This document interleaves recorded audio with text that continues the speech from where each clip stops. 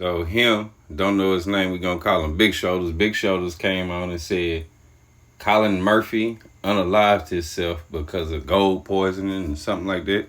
Because he seen some stuff that gold helped the elites live longer and stuff. Well, brother, sorry for your loss, but your partner wasn't that crazy. He was on to something. I brought this up like 7 years ago. What your partner was chasing is something they call monoclonal gold. It's gold on a macro level. There's some places that say they sell monoclonal gold products and some other places that say they sell other gold products, but I'm going to get into the details. So if you know about Germany, you know about the Vril Society and all that. If not, you've been under a rock. The Vril is an ancient sect that were humanist. Humanists are basically people who know there's a higher being, know there's a lower being, and are highly more spiritual. They do what's right because it's just morally right. You understand? They don't need a Bible to make them do what's right. Be like, oh, I gotta follow the 10 Commandments. No. Anyway, Real Yay is what they was called. Kept their hair very long because they believed their hair was electrical resonance with the earth. Like, your hair is an antenna. Basically, they were told this. Now, this Vril Society was formed in Germany, 1930s. They were into esoteric magic and other forms of all kind of shit, occultism. Maria Orsic is one of the most famous known figures of their time. Blonde hair, blue-eyed German woman, supposedly.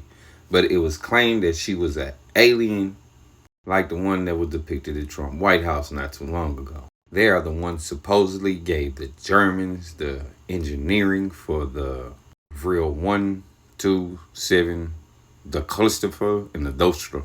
These are the same sauces supposedly a part of the DC hoax from years ago, back in the 50s. Even though the Vril Society did some remarkable things like this, don't know how, but hey, and dug into other things. If we go further back, the goddess Isis, the Caucasian version, is depicted as a Vril lady. What is Vril, you might add? In Indian philosophy is prana, Chinese chi, like the chi, lunafarious ether, the ether, everybody always talk about to go to ether, get the information, our odic force.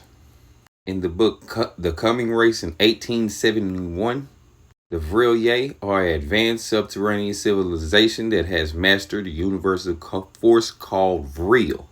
It is said the Nazis took a trip to Agartha in 1932, aka the inner earth, which is much more vast than the outside, met with some beings that taught them discernment and what was really going on.